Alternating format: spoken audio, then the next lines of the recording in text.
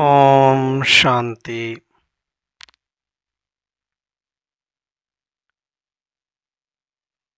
ಮಹಾಶಿವರಾತ್ರಿಯ ಅಂಗವಾಗಿ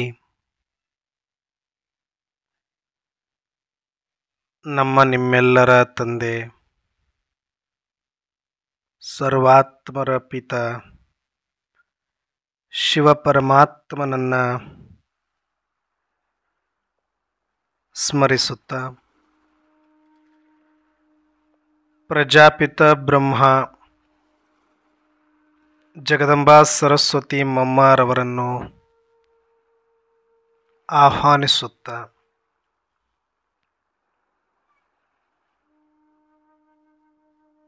ಸರ್ವ ಕಲ್ಯಾಣದ ಶರಣರನ್ನು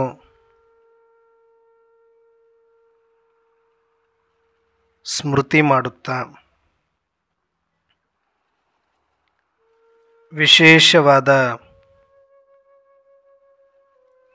ಶಿವರಾತ್ರಿಯ ಪ್ರಯುಕ್ತ ಹಮ್ಮಿಕೊಳ್ಳಲಾಗಿರುವ ಈ ಒಂದು ಚಿಂತನೆಗಳು ಆತ್ಮ ಜಾಗೃತಿಯ ಜೊತೆಗೆ ಪರಮಾತ್ಮನ ಪ್ರೀತಿಯಲ್ಲಿ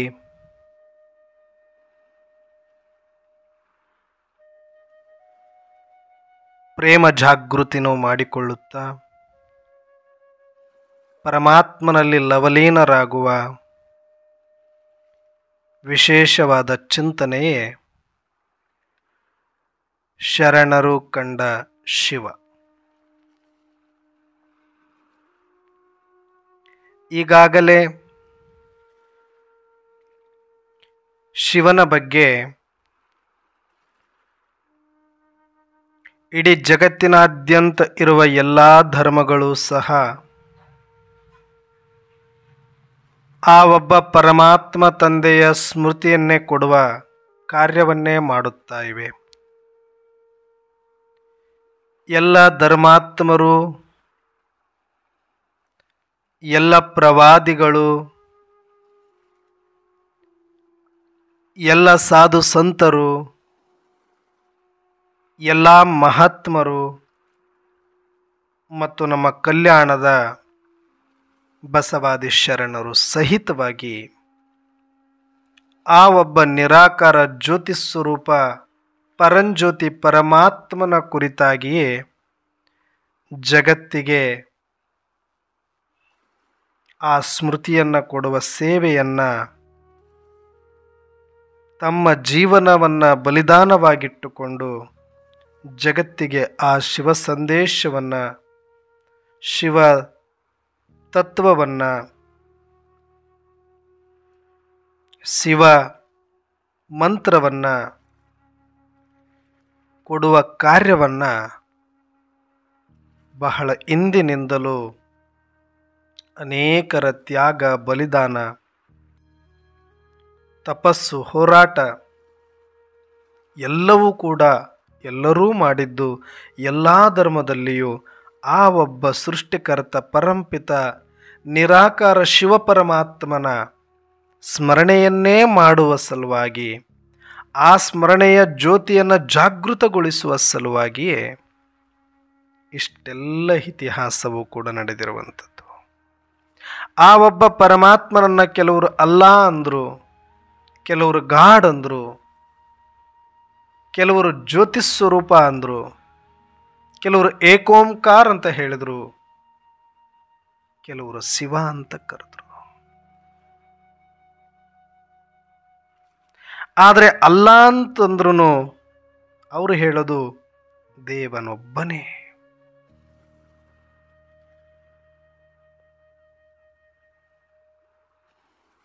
ಶರಣರು ಹೇಳಿದ್ದು ದೇವನೊಬ್ಬನೇ. ಗಾಡ್ ಈಸ್ ಒನ್, ಏಕ್ ಓಂಕಾರ, ಸಬ್ಕಾ ಮಾಲಿಕ್ ಏಕ್. ಇವೆಲ್ಲವೂ ಸಹ, ಇವರೆಲ್ಲರ ಮಾತುಗಳು ಸಹ ಆ ಒಬ್ಬರ ಕುರಿತಾಗಿಯೇ ಮಾತನಾಡುವುದು ನಮಗೆ ಕಾಣಿಸುತ್ತೆ. ಆ ಒಬ್ಬಾತನೇ ಎಲ್ಲರ ಪ್ರಿಯ ಸಕಲ ಪ್ರಿಯ, ಸೃಷ್ಟಿಕರ್ತ, ಜ್ಯೋತಿಸ್ವರೂಪ ಪರಂಪಿತ ಶಿವಪರಮಾತ್ಮನನ್ನು ಮಸ್ಜಿದ್ಗಳಲ್ಲಿ ತಮ್ಮದೇ ಆದ ರೂಪದಲ್ಲಿ, ಚರ್ಚುಗಳಲ್ಲಿ ತಮ್ಮದೇ ಆದ ರೂಪದಲ್ಲಿ, ಗುರುದ್ವಾರಗಳಲ್ಲಿ ತಮ್ಮದೇ ಆದ ರೂಪದಲ್ಲಿ, ಕಾಡು ಬೆಟ್ಟ ಪರ್ವತಗಳಲ್ಲಿ, ಗುಡಿ ಗುಂಡಾರಗಳಲ್ಲಿ, ಮಠ ಮಾನ್ಯಗಳಲ್ಲಿ, ದ್ವಾದಶ ಲಿಂಗಗಳ ರೂಪದಲ್ಲಿ ಎಲ್ಲೆಲ್ಲಿಯೂ ಕೂಡ ಅವರೊಬ್ಬರದ್ದೇ ಸಂಕೀರ್ತನೆ, ಜಪ, ತಪ. ಇದೆಲ್ಲ ನೆನೆಸಿಕೊಂಡಾಗ ಒಂಥರ ರೋಮಾಂಚಿತರಾಗ್ತೇವೆ, ಮೈ ಪುಳಕಿತವಾಗತ್ತೆ.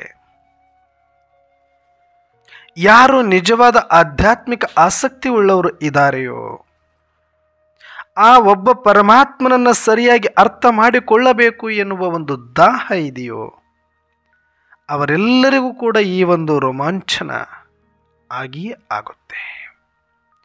ಯಾಕೆಂದರೆ ಜಗತ್ತಿನಲ್ಲಿ ಎಲ್ಲರೂ ಹೇಳಿರುವುದು ಆ ಒಬ್ಬ ನಿರಾಕಾರ ಸೃಷ್ಟಿಕರ್ತ ಪರಂಪಿತ ಶಿವನ ಕುರಿತಾಗಿಯೇ ಅನ್ನುವ ಸತ್ಯ ಗೊತ್ತಾದಾಗ, ಕರೆದಿರುವ ಹೆಸರುಗಳು ಬೇರೆ ಇರಬಹುದು, ಮಾಡುವ ರೀತಿ ನೀತಿಗಳು ಬೇರೆ ಇರಬಹುದು, ಸಂಪ್ರದಾಯಗಳು ಬೇರೆ ಆಗಿರಬಹುದು, ವೇಷಭೂಷಣಗಳು ಅನೇಕ ರೀತಿಯಲ್ಲಿರಬಹುದು. ಆದರೆ ವೈವಿಧ್ಯತೆಯಲ್ಲಿ ಏಕತೆಯನ್ನು ನಾವು ನೋಡೋದಾದರೆ, ಪ್ರಣತಿ ಅದು ಬಂಗಾರದ್ದಾದರೇನೋ, ಮಣ್ಣಿನದ್ದಾದರೇನೋ, ಬೆಳ್ಳಿಯದ್ದಾದರೇನೋ, ತಾಮ್ರದ್ದಾದರೇನೋ, ಅದರೊಳಗಡೆ ಇರುವ ಜ್ಯೋತಿ ಒಂದೇ ಹೇಗೋ ಹಾಗೆ ಅವರು ಸ್ಮೃತಿ ಮಾಡುವ ಆ ನಿರಾಕಾರ ಪರಮಾತ್ಮ ಶಿವ ಒಬ್ಬನೇ. ಆದರೆ ಮಾಡುವ ವಿಧಾನಗಳು ಅನೇಕ ಎನ್ನುವುದು ಈಗ ನಮಗಾಗಲೇ ಗೊತ್ತಾಗಿರುವ ಸತ್ಯ. ಈ ಎಲ್ಲ ಸತ್ಯವನ್ನು ಒಟ್ಟುಗೂಡಿಸಿ ಆ ಸ್ವಯಂ ಪರಂಪಿತ ಪರಮಾತ್ಮನೇ ಈ ಸಂಗಮ ಯುಗದಲ್ಲಿ ಬಂದು ಅಜನ್ಮ ಅಕಾಯ ಅಭೋಕ್ತನಾಗಿರ್ತಕ್ಕಂಥ ಪರಮಾತ್ಮ ಪ್ರಜಾಪಿತ ಬ್ರಹ್ಮನ ಶರೀರದಲ್ಲಿ ಬಂದು ಈ ಎಲ್ಲ ಧರ್ಮಗಳ ಸಾರ, ಶರಣರ ತತ್ವ ಸಿದ್ಧಾಂತ, ಸರ್ವ ಧರ್ಮದ ಇತಿಹಾಸ ಮತ್ತು ಆ ಒಬ್ಬ ಪರಮಾತ್ಮ ನಾನೇ ಎನ್ನುವ ಸತ್ಯವನ್ನು ಬಹಳ ಸುಸ್ಪಷ್ಟವಾಗಿ ಪ್ರಜಾಪಿತ ಬ್ರಹ್ಮಕುಮಾರಿ ಈಶ್ವರಿಯ ವಿಶ್ವವಿದ್ಯಾಲಯದ ಮುಖಾಂತರ ತಿಳಿಸಿದ ಮೇಲೆ, ಆ ಸತ್ಯವನ್ನು ಶಿವ ಸಂದೇಶವನ್ನು ಸಾರುವ ಉದ್ದೇಶದಿಂದಲೇ ಪ್ರಜಾಪಿತ ಬ್ರಹ್ಮಕುಮಾರಿ ಈಶ್ವರಿಯ ವಿಶ್ವವಿದ್ಯಾಲಯವು ಇವತ್ತು ಹಳ್ಳಿಯಲ್ಲೂ, ಹಳ್ಳಿಯಿಂದ ದಿಲ್ಲಿಯವರೆಗೂ ಅಷ್ಟೇ ಅಲ್ಲ, ಜಗತ್ತಿನ 140 ದೇಶಗಳಲ್ಲಿ, ಜಗತ್ತಿನಾದ್ಯಂತ ವಿಶ್ವಪಿತನನ್ನ ವಿಶ್ವದ ತುಂಬ ಹರಡಿಸುವ ಉದ್ದೇಶದಿಂದ ಇವತ್ತು ಪ್ರಜಾಪಿತ ಬ್ರಹ್ಮಕುಮಾರಿ ಈಶ್ವರಿಯ ವಿಶ್ವವಿದ್ಯಾಲಯ ಅವಿರತವಾಗಿ, ಅವಿಶ್ರಾಂತವಾಗಿ ಪರಿಶ್ರಮ ಪಡುತ್ತಿದೆ.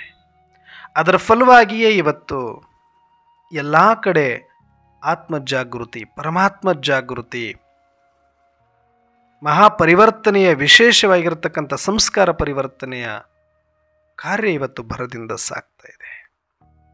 ಹಾಗಾಗಿ ಈ ಒಂದು ಮಹಾಶಿವರಾತ್ರಿಯ ಪ್ರಯುಕ್ತವಾಗಿ ಹಲವು ದಿನಗಳವರೆಗೂ ಕೂಡ ಈ ಚಿಂತನೆಯನ್ನು ಶರಣರು ಕಂಡ ಶಿವ ಎನ್ನುವ ಚಿಂತನೆಯ ಅಡಿಯಲ್ಲಿ ನಾವು ನೀವು ವಿಚಾರ ಸಾಗರ ಮಂಥನ ಮಾಡೋಣ.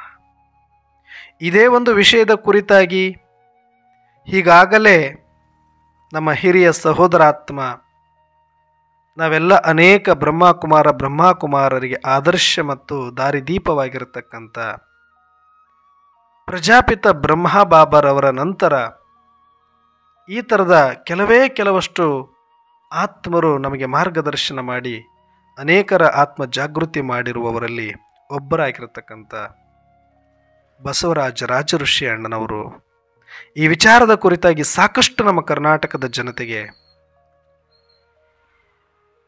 ಮಹಾಪ್ರಸಾದವನ್ನೇ ಉಣಬಡಿಸಿದ್ದಾರೆ. ಅದರ ಮುಂದುವರಿದ ಭಾಗವಾಗಿ ಒಂದಷ್ಟು ನಾವು ಕೂಡ ಇವತ್ತಿನ ಹೊಸ ಒಂದು ಯುವ ಪೀಳಿಗೆಗೆ ಮತ್ತು ಯಾರೆಲ್ಲ ಬಸವ ಅಭಿಮಾನಿಗಳಿದ್ದಾರೆ ಕರ್ನಾಟಕದಲ್ಲಿ, ಯಾರೆಲ್ಲ ಶಿವ ಸಂತಾನರಿದ್ದಾರೆ, ಶಿವಾರಾಧಕರಿದ್ದಾರೆ, ಶಿವ ಭಕ್ತರಿದ್ದಾರೆ, ಅವರಿಗೂ ಕೂಡ ಈ ಶಿವ ಸಂದೇಶವನ್ನು ಅದೇ ರೂಪದಲ್ಲಿ ತಲುಪಿಸುವ ಜವಾಬ್ದಾರಿಯನ್ನು ಅರಿತು ಅವರಿಗೂ ಕೂಡ ಮನಮುಟ್ಟುವಂತೆ ಹೇಳುವ ಒಂದು ಕರ್ತವ್ಯ ನಮ್ಮ ಮೇಲೆ ಇದೆ ಎನ್ನುವ ಮತ್ತು ಅವರಿಗೂ ಅರ್ಥ ಮಾಡಿಸುವುದರಲ್ಲಿ ನಾವು ಕೂಡ ಒಂದಷ್ಟು ಸಹಯೋಗವನ್ನು ನೀಡಬೇಕೆನ್ನುವ ಬಯಕೆಯೊಂದಿಗೆ ಅದೇ ಒಂದು ವಿಚಾರದ ಅಡಿಯಲ್ಲಿ ಇವತ್ತು ಶರಣರ ಕಂಡ ಶಿವ ಎನ್ನುವ ಚಿಂತನೆಯನ್ನು ಮುಂದುವರಿಸಲಾಗಿದೆ. ಹಾಗಾಗಿ ಪರಮಾತ್ಮ ಶಿವತಂದೆಯ, ಪ್ರಜಾಪಿತ ಬ್ರಹ್ಮ ಮತ್ತು ಜಗದಂಬ ಸರಸ್ವತಿ ಮಮ್ಮ ಹಾಗೂ ಎಲ್ಲ ದಾದಿಯರ ಮತ್ತು ಎಲ್ಲ ಹಿರಿಯ ಸಹೋದರಾತ್ಮರ ಮತ್ತು ಬಸವರಾಜ ರಾಜರು ಶರಣನವರ ಮತ್ತು ಎಲ್ಲ ರೀತಿಯ ಶಿವಭಕ್ತರ, ಬಸವಾದಿ ಶರಣರ ಆಶೀರ್ವಾದ ಈ ಒಂದು ಚಿಂತನೆಯಲ್ಲಿ ಇದೆ ಅನ್ನುವ ಭಾವದೊಂದಿಗೆ ಮತ್ತು ಇದು ಅನೇಕ ಆತ್ಮರ, ಅದು ವಿಶೇಷವಾಗಿ ಕಲ್ಯಾಣದ ಶಿವರತ್ನರ, ಶಿವಸಂತಾನರ ಆತ್ಮಜಾಗೃತಿಯನ್ನು ಖಂಡಿತವಾಗಿ ಮಾಡಿಯೇ ಮಾಡುತ್ತೆ ಎನ್ನುವ ಶುಭ ಭಾವನೆಯೊಂದಿಗೆ ನಾವೆಲ್ಲರೂ ಕೂಡ ಚಿಂತನೆಯನ್ನು ಆರಂಭ ಮಾಡೋಣ. ಅದಕ್ಕೂ ಮುಂಚೆ ಒಂದು 3 ಬಾರಿ ಓಂ ಧ್ವನಿಯನ್ನು ಮಾಡಿ ಶಿವ ಸ್ಮೃತಿಯೊಂದಿಗೆ ಈ ಚಿಂತನೆಯನ್ನು ಆರಂಭಿಸೋಣ.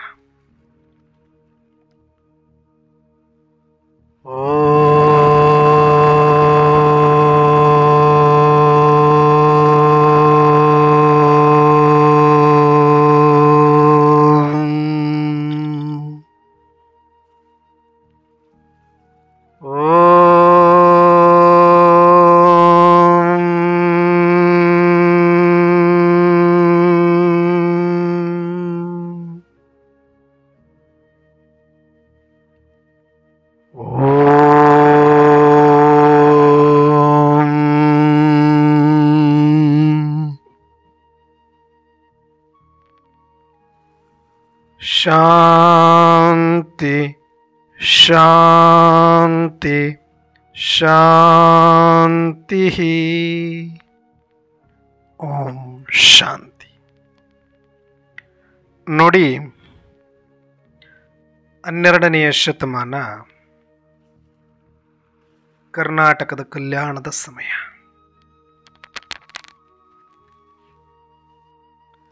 ಆ ಒಂದು 12ನೇ ಶತಮಾನವನ್ನು ಹೀಗೆ ನಾವು ಹೇಗೆ ಸಂಗಮ ಯುಗವನ್ನು ನೋಡ್ತಾ ಇದ್ದೇವೆ, ಆ ಸಮಯದ ಒಂದು ಸಂಗಮ ಸಮಯ ಅಂತ ನಾವು ಕರಿಬೋದು. ಈಗ ನಾವು ಸಂಗಮ ಯುಗ ಅಂತೀವಿ. ಕಲಿಯುಗ ಮತ್ತು ಸತ್ಯುಗದ ಮಧ್ಯದ ಸಂಧಿಯ ಸಮಯವನ್ನು ಸಂಗಮ ಅಂತ ಕರಿತೀವಿ.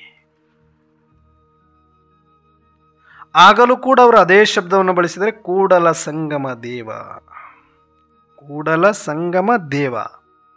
ನಾವು ಅಂದ್ಕೊಳ್ತೇವೆ ಅದು ಒಂದು ಗ್ರಾಮದ ಹೆಸರು, ಅದು ಒಂದು ಊರಿನ ಹೆಸರು, ಅಥವಾ ಅಲ್ಲಿ ಒಂದಷ್ಟು ನದಿಗಳು ಕೂಡಿರುವುದಕ್ಕಾಗಿ ಸಂಗಮ ಅಂತ.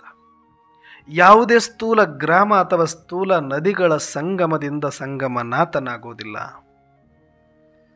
ಯಾವ ಸಂಗಮನಾಥನ ಕುರಿತು ಬಸವಣ್ಣನವರು ಮಾತನಾಡಿದ್ದಾರೆ ಅಂತಂದರೆ, ಈ ಸೃಷ್ಟಿಯಲ್ಲಿ ಯಾವಾಗ ಆದಿಯಿಂದ ಅಂತ್ಯದವರೆಗೆ ದೇವಾತ್ಮರ ಪಾತ್ರ, ಧರ್ಮಾತ್ಮರ ಪಾತ್ರ, ಮಹಾತ್ಮರ ಪಾತ್ರ, ಪುಣ್ಯಾತ್ಮರ ಪಾತ್ರ, ಪಾಪಾತ್ಮರ ಪಾತ್ರ ಮುಗಿಯುವ ಅಂತಿಮ ಸಮಯದಲ್ಲಿ ಸೃಷ್ಟಿಕರ್ತ ಸ್ವಯಂ ಪರಮಾತ್ಮ ತಾನು ಧರೆಯಲ್ಲಿ ಬಂದು ಕಲಿಯುಗದ ಅಂತಿಮ ಸಮಯ, ಸತ್ಯುಗದ ಆದಿಯ ಸಮಯ, ಈ ಎರಡರ ಮಧ್ಯದ ಈ ಸಂಗಮದ ಸಮಯದಲ್ಲಿ ಅಜನ್ಮ ಅಕಾಯ ಅಭೋಕ್ತನಾಗಿರುವ ಆ ಪರಮಾತ್ಮ ಶಿವ ತಂದೆ ಒಂದು ಶರೀರದಲ್ಲಿ ಪರಕಾಯ ಪ್ರವೇಶವನ್ನು ಮಾಡಿ ಸೃಷ್ಟಿಯ ಸತ್ಯವನ್ನು ತಿಳಿಸಿ ಸರ್ವಾತ್ಮರ ಜಾಗೃತಿಯನ್ನು ಮಾಡಿ ಸರ್ವರಿಗೂ ಮುಕ್ತಿಯನ್ನು ಕೊಟ್ಟು ಮುಕ್ತೇಶ್ವರನಾಗುವ ಈ ಒಂದು ಸಮಯವನ್ನು ಸ್ಮೃತಿ ಮಾಡಿಕೊಂಡೇ ಇದರ ಒಂದು ನೆನಪಾರ್ಥವಾಗಿಯೇ ಅಲ್ಲಿ ಅಣ್ಣ ಬಸವಣ್ಣನವರು ಕೂಡಲ ಸಂಗಮ ದೇವ ಎನ್ನುವ ಅಂಕಿತವನ್ನು ಬಳಸ್ತಾ ಬರ್ತಾರೆ. ಅದನ್ನೇ ನಾವು ಅವರನ್ನೇ ಶಿವ ಅನ್ನುವ ರೀತಿಯಲ್ಲಿ ನಮ್ಮನ್ನು ನಾವು ತಿಳಿದುಕೊಂಡು ಕೂಡ ಬರ್ತಾ ಇದ್ದೇವೆ. ಆದರೆ ಅದು ಬರೀ ಸ್ಥೂಲವಾಗಿರ್ತಕ್ಕಂಥ ಹೆಸರಲ್ಲ, ಅದು ನಿಜವಾದ ಸಂಗಮನಾಥ ಯಾರು, ಯಾವ ಸಂಗಮದ ನಾಥ ಎನ್ನುವ ಅರ್ಥ ಈಗ ನಮಗೆ ಸೃಷ್ಟಿಯ ಅಂತಿಮ ಸಮಯದಲ್ಲಿ ಸ್ವಯಂ ಪರಮಾತ್ಮ ಬಂದು ಈ ಸತ್ಯವನ್ನು ತಿಳಿಸಿದ ಮೇಲೆಯೇ ಎಲ್ಲ ರಹಸ್ಯಗಳು ನಮಗೆ ಅರ್ಥವಾಗುತ್ತೆ. ಅಂತಹ ಕೂಡಲ ಸಂಗಮ ದೇವನನ್ನು ಅಣ್ಣ ಬಸವಣ್ಣನವರು ಆರಾಧಿಸಿ ಆ ಶಿವ ತತ್ವವನ್ನು, ಶಿವ ಸಂದೇಶವನ್ನು ಜಗತ್ತಿಗೆ ನೀಡಿ ಹೋಗಿದ್ದಾರೆ. ಅದಕ್ಕೆ ಬಸವಣ್ಣನವರು ಹೇಳ್ತಾರೆ, ಎನ್ನ ಮನದಲ್ಲಿ ಮತ್ತೊಂದನ್ನು ಅರಿಯ ಅಯ್ಯ, ನಾನು ಯಾವತ್ತೂ ಕೂಡ ಮತ್ತೊಂದನ್ನು ಅರಿಯಲಿಲ್ಲ. ಓಂ ನಮಃ ಶಿವಾಯ, ಓಂ ನಮಃ ಶಿವಾಯ, ಎನಗಿದೇ ಮಂತ್ರ ಇದೇ ಜಪ, ಕೂಡಲ ಸಂಗಮ ದೇವ ನೀನೇ ಬಲ್ಲೆ, ನೀನೇ ಬಲ್ಲೆ. ಬಸವಣ್ಣನವರು ಹೇಳ್ತಾರೆ, ಎನ್ನ ಮನದಲ್ಲಿ ಮತ್ತೊಂದನರಿಯಯ್ಯ.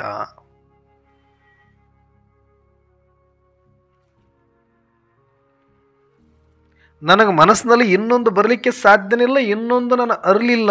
ನನ್ನ ಮನಸ್ಸೊಳಗಡೆ ಮತ್ತೇನು ಉಳಿಲಿಲ್ಲ. ಓಂ ನಮಃ ಶಿವಾಯ, ಓಂ ನಮಃ ಶಿವಾಯ ಬಿಟ್ರೆ ಇದೇ ನನಗೆ ಮಂತ್ರ, ಇದೇ ನನಗೆ ಜಪ, ಇದನ್ನು ನೀನೇ ಬಲ್ಲೆ ಪರಮಾತ್ಮ ಅಂತ ಅನುಸಂಧಾನವನ್ನು ಮಾಡಿಕೊಳ್ತಾರೆ, ಆತ್ಮ ವಾರ್ತಾಲಾಪವನ್ನು ಮಾಡಿಕೊಳ್ತಾರೆ ಅಣ್ಣ ಬಸವಣ್ಣನವರು. ಅಂದರೆ ಇದರ ಅರ್ಥ ಏನು? ಬಸವಣ್ಣನವರು ಸಂಪೂರ್ಣವಾಗಿ ಆ ಒಬ್ಬ ಪರಮಾತ್ಮನ ಸ್ಮೃತಿಯಲ್ಲಿ ಮುಳುಗಿ ಹೋಗಿದ್ರು. ಆ ಪರಮಾತ್ಮನಿಗೆ ತಮ್ಮನ್ನು ತಾವು ಸಮರ್ಪಿಸಿಕೊಂಡಿದ್ರು. ಆ ಪರಮಾತ್ಮನ ಸ್ಮೃತಿಯನ್ನಲ್ಲದೆ ಮತ್ಯಾವುದನ್ನು ಕೂಡ ಅವರ ಮನಸ್ಸಿನಲ್ಲಿ ಇಟ್ಟುಕೊಳ್ಳೋದಕ್ಕೆ ಜಾಗನೇ ಇರಲಿಲ್ಲ. ಅಷ್ಟು ತುಂಬಿಸಿಕೊಂಡಿದ್ರು ಅಂತ ಇದು ಬೇರೆಯವರು ಹೇಳ್ತಾ ಇಲ್ಲ, ಸ್ವತಃ ಬಸವಣ್ಣನವರು ಹೇಳ್ತಾ ಇದ್ದಾರೆ. ಯಾಕೆ ಅಂದರೆ ಅದು ಬೇರೆಯವ್ರಿಗೂ ಕೂಡ ಅರ್ಥ ಆಗಬೇಕು. ಯಾವ ರೀತಿ ನಾವು ಶಿವನನ್ನು ಪ್ರೀತಿಸಬೇಕು, ಶಿವ ಭಕ್ತಿ ಅಂದರೆ ಹೆಂಗಿರಬೇಕು, ಎಷ್ಟು ನಾವು ಅವರಿಗೆ ಜಾಗವನ್ನು ಕೊಡಬೇಕು ಅನ್ನೋದನ್ನು ಇಲ್ಲಿ ಸ್ವತಃ ಕೂಡಲ ಸಂಗಮನಾಥನ ಅತ್ಯಂತ ಶ್ರೇಷ್ಠ ಶಿವಭಕ್ತ ಅಣ್ಣ ಬಸವಣ್ಣನವರ ಮಾತುಗಳು. ಅದಕ್ಕೆ ಶರಣರ ಕಂಡು ಶಿವ ಅಂತಂದರೆ, ಶರಣರು ಕಂಡ ಶಿವ ಯಾರು? ಯಾಕೆ ಅವರು ಶಿವನ ಬಗ್ಗೆ ಅಷ್ಟು ಒಲವು ಅವರಿಗೆ? ಅಲ್ಲಿಯ ತನಕ ಜಗತ್ತಿನಲ್ಲಿ ಶಿವ ಪೂಜೆ ಇರಲಿಲ್ವಾ? ಇತ್ತು. ಶಿವ ಮಂದಿರಗಳಿರಲಿಲ್ವಾ? ಇತ್ತು. ಓಂ ನಮಃ ಶಿವಾಯ ಮಂತ್ರ ಇರಲಿಲ್ವಾ? ಇತ್ತು. ಆದರೆ ಮಂತ್ರಕ್ಕಿಂತ ಹುಗುಳೇ ಜಾಸ್ತಿ ಎನ್ನುವಂತೆ ಶಿವನನ್ನು ಒಂದು ಆಕಾರದಲ್ಲಿ ಇಟ್ಟರೆ ಹೊರತಾಗಿ, ಒಂದು ಆಚರಣೆಯಲ್ಲಿ ಇಟ್ಟರೆ ಹೊರತಾಗಿ, ಒಳಗಡೆ ಋನ್ ಮಂದಿರದಲ್ಲಿ ಆಗಲಿ, ಮನಪಟಲದಲ್ಲಾಗಲಿ ಅಥವಾ ಸ್ಮೃತಿಯಲ್ಲಾಗಲಿ ಯಥಾರ್ಥ ಅರಿವಿನ ಜಾಗೃತಿಯಾಗಲಿ ಮೂಡಿಸಿಕೊಳ್ಳುವ ಪ್ರಯತ್ನಕ್ಕಿಂತ ಸಂಪ್ರದಾಯ ಮತ್ತು ಆಚರಣೆಗಳಲ್ಲೇ ಮುಳುಗಿ ಹೋಗಿದ್ರು. ಬಸವಣ್ಣನವರೇ ಮೊಟ್ಟ ಮೊದಲು ಶಿವನನ್ನು ಕಂಡಿಡಿದು ಬಿಟ್ಟರು ಅಂತ ಅಲ್ಲ. ಶಿವನ ಬಗ್ಗೆ 2500 ವರ್ಷಗಳಿಂದಲೂ ಕೂಡ ಆರಂಭ ಆಗಿತ್ತು, 2000 ವರ್ಷಗಳ ಮುಂಚೆನೆ. ಆದರೆ ಆ ಶಿವನನ್ನ ಒಂದು ಲಿಂಗ ರೂಪದಲ್ಲಿ ಕೂಡಿಸಿ ಒಂದು ಮಂದಿರ ಕಟ್ಟಿ ಇಟ್ಟಿದ್ರು. ಒಂದು ಜಡವಾಗಿ ಅದಕ್ಕೆ ಆರಾಧನೆ ಮಾಡೋದರಲ್ಲಿ, ಬಂಡಿಗಟ್ಟಲೆ ಬಿಲ್ವಪತ್ರೆ ಏರಿಸೋದ್ರಲ್ಲಿ, ಹಾಲು ತುಪ್ಪ ಹಾಕಿ ಅಭಿಷೇಕ ಮಾಡೋದ್ರಲ್ಲಿ, ಜಾತ್ರೆ ಉತ್ಸವ ಜಾಗಟೆಯ ಸದ್ದಿನಲ್ಲಿ ಮುಳುಗಿದ್ರೆ ಹೊರತಾಗಿ, ಹೊರಗಡೆ ಶಿವನನ್ನು ಇಟ್ಟು ಹೊರಗಡೆ ಆಚರಣೆಗಳು, ಹೊರಗಡೆ ಜಾತ್ರೆ ಉತ್ಸವಗಳು ಮಾಡೋದರಲ್ಲೇ ಮುಳುಗಿತ್ತು ಜಗತ್ತು ಹೊರತಾಗಿ, ಆ ರೀತಿಯೇ ನಿಜವಾದ ಶಿವಭಕ್ತಿಯನ್ನು ತೋರಿಸುವಷ್ಟೇ ಮಾತ್ರ ಶಕ್ತವಾಗಿತ್ತು. ಆದರೆ ಎಲ್ಲೋ ಒಬ್ಬರು ಅವರನ್ನು ಮುಟ್ಟಿ ಪೂಜಿಸುವವರು, ಎಲ್ಲೋ ಒಬ್ಬರು ಅವರನ್ನು ಆರಾಧಿಸುವವರು. ಆದರೆ ಉಳಿದವರೆಲ್ಲರೂ ಕೂಡ ಹೊರಗಿನ ಬಹಿರಂಗದ ಆಚರಣೆಗಳಲ್ಲಿ ತೊಡಗಿ ಸಂಭ್ರಮಿಸಿ ಒಂದು ಹಬ್ಬದ ರೀತಿಯಲ್ಲಿ ಮುಗಿಸಿ ಬಿಡೋದಾಗಿತ್ತು ಶಿವರಾತ್ರಿ ಅಥವಾ ಶಿವನ ಪೂಜೆ ಅಂತಂದರೆ. ಆದರೆ ಬಸವಣ್ಣನವರು ಇದಲ್ಲ. ಶಿವ ಎಲ್ಲರಾತ. ಶಿವನ ಪೂಜೆ ಎಲ್ಲರಿಗೂ ಜನ್ಮಸಿದ್ಧ ಅಧಿಕಾರ.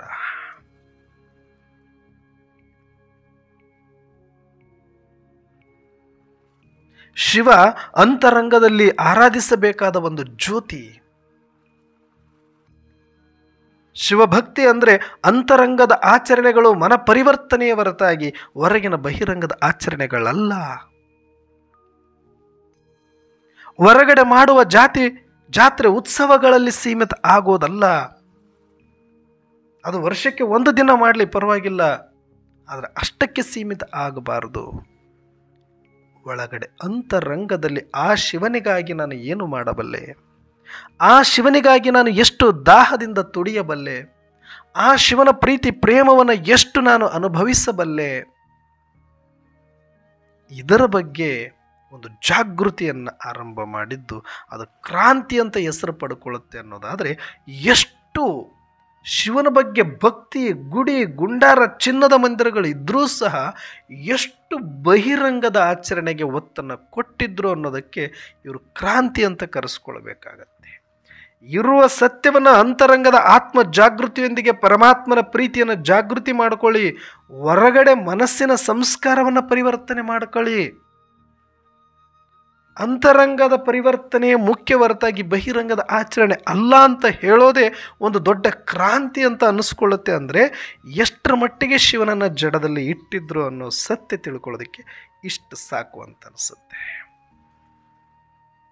ಬಹಿರಂಗದ ಆಚರಣೆಯ ಜೊತೆಗೆ ಅಂತರಂಗದ್ದನ್ನು ಒಂದಷ್ಟು ಮಾಡ್ಕೊಳ್ಳಿ ಅಂತ ಹೇಳೋದೇ ಒಂದು ದೊಡ್ಡ ಅಪರಾಧ ಅನ್ನೋ ರೀತಿಯಲ್ಲಿ, ಒಂದು ಕ್ರಾಂತಿ ಅನ್ನೋ ರೂಪದಲ್ಲಿ, ಒಂದು ಧರ್ಮ ವಿರೋಧಿ ಅನ್ನೋ ರೀತಿಯಲ್ಲಿ ವಿವರಿಸ್ತಾರೆ. ಅಂತಂದರೆ ಎಷ್ಟು ಶಿವನ ಬಗ್ಗೆ ಅಲ್ಪಜ್ಞಾನಿಗಳಾಗಿದ್ದರು, ಅಥವಾ ಎಷ್ಟು ಅವರನ್ನು ದಾರಿ ತಪ್ಪಿಸಲಾಗಿತ್ತು, ಅಥವಾ ಎಷ್ಟು ಅವರಿಗೆ ಶಿವನ ಬಗ್ಗೆ ಸಂಕುಚಿತಗೊಳಿಸಲಾಗಿತ್ತು, ಅಥವಾ ಆ ರೀತಿಯ ವಾತಾವರಣ ಇತ್ತು ಅನ್ನೋದು ಇಷ್ಟರಲ್ಲೇ ನಮಗೆ ಗೊತ್ತಾಗುತ್ತೆ. ಇಷ್ಟೇ ಸಾಕಲ್ವಾ? ಏನಿತ್ತು ಅವತ್ತು? ಯಾಕೆ ಬಸವಣ್ಣನವರು ಆ ಕೆಲಸವನ್ನು ಮಾಡಬೇಕು ಅಂದರೆ, ಬಹಿರಂಗ ಭಕ್ತಿಯಲ್ಲ, ಅದು ಆಚರಣೆ. ಭಕ್ತಿಯ ಆರಂಭದ ಅಡಿಪಾಯ ಅಷ್ಟೇ ಒಂದು ಆಚರಣೆ, ಒಂದು ಸಂಪ್ರದಾಯ ಅನ್ನೋದು. ಆದರೆ ಅಲ್ಲಿಗೆ ನಿಂತರೆ ಅದಕ್ಕೆ ಯಾವ ಅರ್ಥ ಇರೋದಿಲ್ಲ. ಅಂತರಂಗದಲ್ಲಿ ಮನಸ್ಸನ್ನು ಪರಿವರ್ತನೆ ಮಾಡಿಕೊಂಡು ಒಂದು ಮಂದಿರವನ್ನು ನಿರ್ಮಿಸಿ ಅಲ್ಲಿ ಆತ್ಮ ಜ್ಯೋತಿಯನ್ನು ಜಾಗೃತಿಗೊಳಿಸಿಕೊಂಡು ಪರಮಾತ್ಮನ ಜ್ಯೋತಿಯ ಸ್ಮೃತಿಯನ್ನು ನೆಲೆ ನಿಲ್ಲಿಸಿಕೊಳ್ಳುವುದು ನಿಜವಾಗಿರತಕ್ಕಂಥ ಒಂದು ಶಿವ ಜಾಗೃತಿ ಆಗುತ್ತೆ, ಭಕ್ತಿ ಜಾಗೃತಿ ಆಗುತ್ತೆ, ಅಂತರಂಗದ ಪರಿವರ್ತನೆ ಆಗುತ್ತೆ, ಸಂಸ್ಕಾರ ಪರಿವರ್ತನೆ ಆಗುತ್ತೆ, ಮಾತು ಪರಿವರ್ತನೆ ಆಗುತ್ತೆ, ನೋಟ ಪರಿವರ್ತನೆ ಆಗುತ್ತೆ. ಇದು ತಾನೇ ಶಿವಭಕ್ತಿ. ಈ ರೀತಿ ತಾನೇ ಆಗಬೇಕಾಗಿರುವಂಥದ್ದು. ಹಾಗಾಗಿ ಇದನ್ನು ಹೇಳಿದಾಗ ಶಿವನ ಹೆಸರಲ್ಲಿ ತಮ್ಮ ಬೇಳೆಯನ್ನು ಬೇಯಿಸಿಕೊಳ್ತಾ ಇರುವವರಿಗೆ, ಅಥವಾ ಒಳಗೆ ಮನಪರಿವರ್ತನೆ ಮಾಡಿಕೊಳ್ಳಲು ಆಗದೆ ಸುಮ್ಮನೆ ಹೊರಗಡೆ ಡಾಂಬಿಕತೆ ತೋರಿಸಿಕೊಂಡು ಜನರನ್ನು ಮರಳು ಮಾಡುವಂಥ ಒಂದಷ್ಟು ವರ್ಗಕ್ಕೆ ಏನಾಯಿತು, ಬಸವಣ್ಣನವರ ಮಾತು ಕಣ್ಣಿಗೆ ಸೂಜಿಯನ್ನು ಸುಚ್ಚಿದಂಗೆ ಆಯಿತು.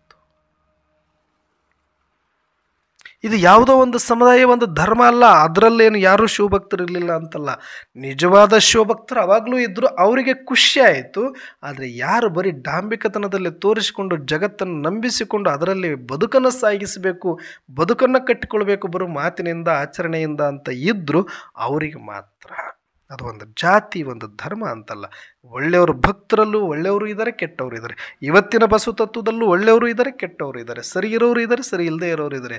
ಅವ್ರದ್ದು ಮಾತ್ರ ಸರಿ, ಅವತ್ತಿದ್ದವರೆಲ್ಲ ತಪ್ಪು, ಬಸವಣ್ಣನ ಕಡೆ ಇದ್ದವ್ರು ಮಾತ್ರ ಸರಿ ಅಂತಲ್ಲ. ಅವತ್ತಿಗೂ ನಿಜವಾದ ಸತ್ಯವಂತರು ಅದರಲ್ಲೂ ಇದ್ದರು, ಆದರೆ ಬೆರಳೆಣಿಕೆ ಅಷ್ಟಿದ್ದರು. ಅವರು ಇವರುಗಳ ಸಂತೆಯಲ್ಲಿ ಅವರು ಕಾಣದಂತಾಗೋಗಿದ್ರು, ಮುಚ್ಚಿಟ್ಕೊಂಡು ಹೋಗಿದ್ರು. ಅಂಥವ್ರಿಗೂ ಕೂಡ ಏನಾಗೋಯಿತು, ಬಸವಣ್ಣನವರ ಮಾತುಗಳು ಹಿಡಿಸ್ತು. ಅವರೆಲ್ಲರೂ ಬಸವಣ್ಣನ ಕಡೆ ತಿರ್ಕೊಂಡ್ರು. ಹೌದು, ನಮಗೂ ಇದೇ ಬೇಕಾಗಿತ್ತು, ನಾವು ಈ ಥರನೇ ಮಾಡ್ಬೇಕು ಅಂದ್ಕೊಂಡ್ವಿ. ಆದರೆ ಬರೀ ಸಂಪ್ರದಾಯದಲ್ಲಿ ನಮ್ಮನ್ನು ಸಿಕ್ಕಾಕ್ಷಿ ಒದ್ದಾಡಿಸಿ ಬಿಡ್ತಾ ಇದ್ದಾರೆ ಅಂದ್ಕೊಂಡು ಅವರೆಲ್ಲರೂ ಒಬ್ಬೊಬ್ಬರಾಗಿ ಬಸವಣ್ಣನ ಕಡೆ ತಿರ್ಕೊಂಡು ಅದೇ ಜನ ಯಾರು ಅಲ್ಲಿ ತನಕ ಶಿವನನ್ನು ಆರಾಧನೆ ಮಾಡುವವರೇ, ಶಿವ ಸಂಪ್ರದಾಯದಲ್ಲಿ ಇದ್ದವರೇ, ಗುಡಿ ಗುಂಡಾರಗಳಲ್ಲಿ ಪೂಜೆಗಳನ್ನು ಮಾಡಿಕೊಂಡು ಇರುವವರು ಕೂಡ ಎಷ್ಟೋ ಜನಗಳಿಗೆ ಇದು ಸರಿ ಅನಿಸಿ ಮನಪರಿವರ್ತನೆ ಮಾಡಿಕೊಂಡು ಬಂದವರು ಇದ್ದರು. ಆದರೆ ನಾವು ನೋಡ್ತಾ ಇರೋ ರೀತಿ, ಇವತ್ತು ತೋರಿಸ್ತಿರುವ ದೃಷ್ಟಿಕೋನ ಬೇರೆ. ಆದರೆ ವಾಸ್ತವ ಇದು. ಆದರೆ ಅವತ್ತು ಅಷ್ಟೆಲ್ಲ ಆರಾಧನೆ ಆಗ್ತಾ ಇದ್ರು ಕೂಡ ಯಾಕೆ ಅವರಿಗೆ ಆ ಜಾಗೃತಿ ಆಗಲಿಲ್ಲ? ಅದಕ್ಕೆ ಅವ್ರು ಹೇಳ್ತಾರೆ ಬಸವಣ್ಣನವರು, ನಂಬರು ನೆಚ್ಚರು ಬರಿದೇ ಕರೆವರು, ನಂಬಲರಿಯರಿ ಲೋಕದ ಮನುಜರು. ನಂಬರು ನೆಚ್ಚರು ಬರಿದೇ ಕರೆವರು, ನಂಬಲರಿಯರಿ ಲೋಕದ ಮನುಜರು. ನಂಬಿ ಕರೆದಡೆ ಓ ಎನ್ನನೆ ಶಿವನು, ನಂಬಿ ಕರೆದಡೆ ಓ ಎನ್ನನೆ ಶಿವನು, ನಂಬದೆ ನಚ್ಚದೆ ಬರಿದೇ ಕರೆವರ ಕೊಂಬ ಮೆಟ್ಟಿ ಕೂಗೆಂದ ಕೂಡಲ ಸಂಗಮ ದೇವ.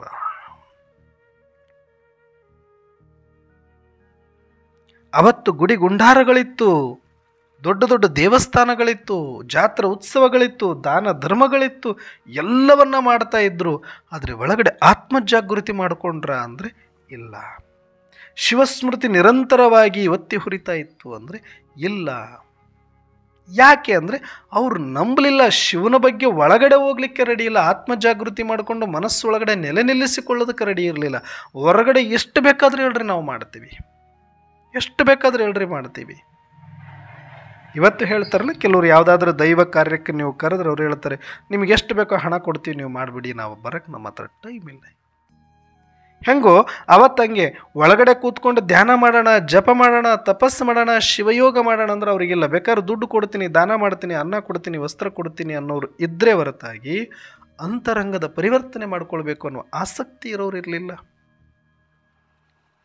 ನಂಬಲಿಲ್ಲ ಅವರು, ನೆಚ್ಚಲಿಲ್ಲ ಅವರು, ಸುಮ್ಮನೆ ಒಂದು ಸಂಪ್ರದಾಯ ಮಾಡಿದ್ರು. ಅದಕ್ಕೆ ನಂಬರು ನೆಚ್ಚರು ಬರಿದೇ ಕರೆವರು, ನಂಬಲರಿಯರಿ ಲೋಕದ ಮನುಜರು. ಆ ಭಗವಂತನನ್ನು ಒಮ್ಮೆ ನಂಬಿ ನೋಡಿ ನೀವು. ನಂಬಕ್ಕೆ ಇವರು ಅರ್ಥ ಮಾಡ್ಕೊಳ್ಳಿಲ್ಲ, ನಂಬೋದನ್ನೇ ಕಲೀಲಿಲ್ಲ ಇವರು. ಯಾವುದ್ಯಾವುದನ್ನು ಜಗತ್ತಿನಲ್ಲಿ ನಂಬುತ್ತಾರೆ, ಶರೀರವನ್ನು ನಂಬುತ್ತಾರೆ, ಸಂಬಂಧಗಳನ್ನು ನಂಬುತ್ತಾರೆ, ವಿನಾಶಿ ವಸ್ತು ವಿಷಯ ವೈಭೋಗವನ್ನು ನಂಬುತ್ತಾರೆ, ವಿನಾಶಿ ವಿಕಾರಗಳನ್ನು ನಂಬುತ್ತಾರೆ. ಆದರೆ ಆ ಸೃಷ್ಟಿಕರ್ತ ಶಿವ ಅನ್ನೋದು ಗೊತ್ತಿದ್ರೂ ಕೂಡ ಅವರನ್ನು ನಂಬೋದು ಗೊತ್ತಾಗಲಿಲ್ಲ ಈ ಜಗತ್ತಿಗೆ. ನಂಬಿದ್ರೆ ಕರೆದ್ರೆ ಓ ಅನ್ನೋ ಕತ್ತನಿಗೇನು ಕಷ್ಟನ ಪರಮಾತ್ಮನಿಗೆ? ಓ ಅನ್ನೋದಿಲ್ವಾ? ಓ ಕೊಡೋದಿಲ್ವ ಪರಮಾತ್ಮ? ಅವ್ರೇನು ಕ್ಯೂಡನ? ನೀವು ನಂಬಲಿಲ್ಲ ಅಂದ್ರೆ ಅವ್ರು ಏನು ಮಾಡೋಕ್ಕಾಗತ್ತೆ ಅನ್ನುವಂಥ ಒಂದು ಅಣಕು ಮಾತನ್ನು ಹಾಡ್ತಾ, ನಂಬದೆ ನೆಚ್ಚದೆ ಬರಿದೆ ಕರೆಯವರ ಕೊಂಬ ಮೆಟ್ಟಿ ಕೂಗೆಂದ. ಇವರು ಸುಮ್ಮನೆ ಹೊರಗಡೆ ನಿಂತ್ಕೊಂಡು ಗಂಟೆ ಬಾರಿಸ್ದಂಗೆ ಸುಮ್ಮನೆ ಓಂ ನಮಃ ಶಿವಾಯ, ಓಂ ನಮಃ ಶಿವಾಯ, ಓಂ ನಮಃ ಶಿವಾಯ ಒಂದು ಕ್ಯಾಸೆಟಲ್ಲಿ ಮಂತ್ರ ಹೇಳಿದ ಒಂದು ವಸ್ತುವಿನ ಥರ ಸುಮ್ಮನೆ ಸಂಪ್ರದಾಯಕ್ಕಾಗಿ 1000 ಸಲ ಹಾಕಿ ಬಿಲ್ವ ಅರ್ಚನೆ ಮಾಡಿದ್ರು ಕೂಡ ಒಳಗಡೆ ಅಂತರಂಗದ ಹದ ಇಲ್ಲದೆ, ಅಂತರಂಗದಲ್ಲಿ ಆಸಕ್ತಿ ಇಲ್ಲದೆ, ಅಂತರಂಗದಲ್ಲಿ ಇಚ್ಛೆ ಇಲ್ಲದೆ, ಅಂತರಂಗದಲ್ಲಿ ಅಭಿಮಾನ ಇಲ್ಲದೆ, ಅಂತರಂಗದಲ್ಲಿ ಭಕ್ತಿ ಇಲ್ಲದೆ, ಸುಮ್ಮನೆ ಪೂಜೆಗಾಗಿ, ಸಂಪ್ರದಾಯಕ್ಕಾಗಿ, ಜಾತ್ರೆ ಉತ್ಸವಕ್ಕಾಗಿ, ಪ್ರಸಾದಕ್ಕಾಗಿ, ಕಾಣಿಕೆಗಾಗಿ ಓಂ ನಮಃ ಶಿವಾಯ ಹೇಳುವವರನ್ನು ಅದಕ್ಕೆಲ್ಲ ಓ ಅನ್ಕೊಂತ ಕೂತ್ಕೊಳ್ಳೋಕೆ ಭಗವಂತ ದಡ್ಡ ಇಲ್ಲ. ಆ ಥರ ಕರೆಯುವವರ ಕೊಂಬ ಮೆಟ್ಟಿ ಕೂಗೆಂದ ಕೂಡಲ ಸಂಗಮ ದೇವ.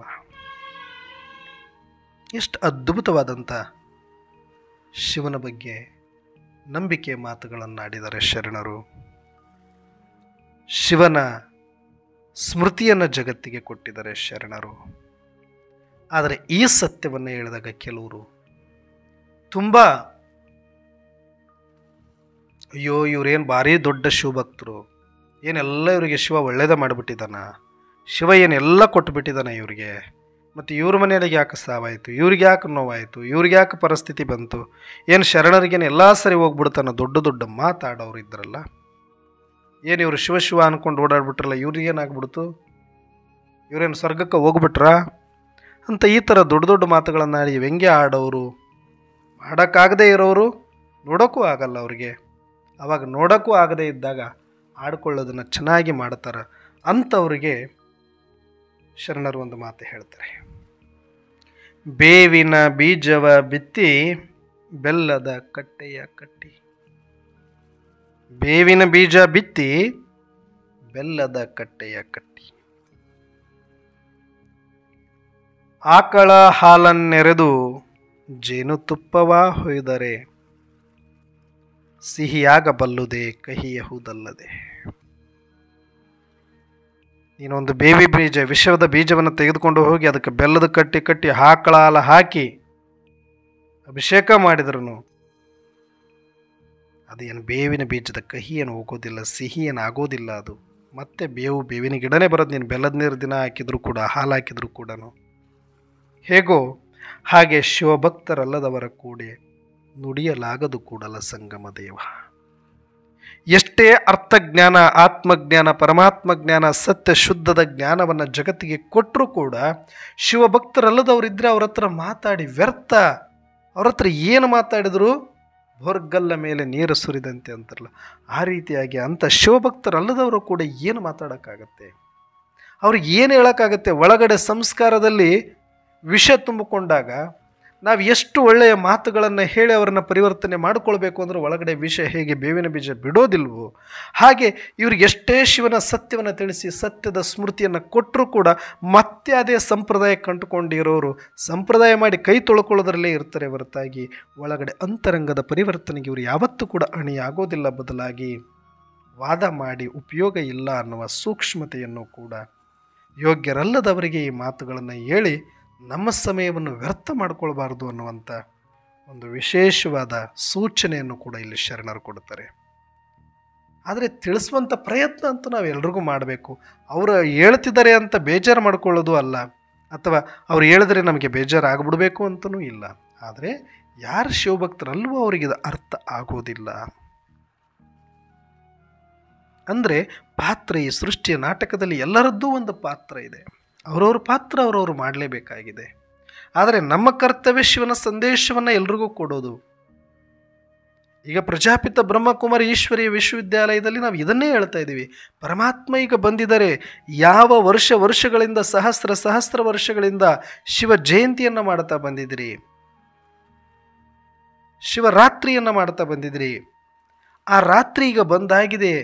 ಶಿವನ ಜನ್ಮ ಈಗಾಗಲೇ ಆಗಿದೆ. ಅರ್ಥಾತ್ ಒಂದು ಅವತರಣೆ ಆಗಿದೆ.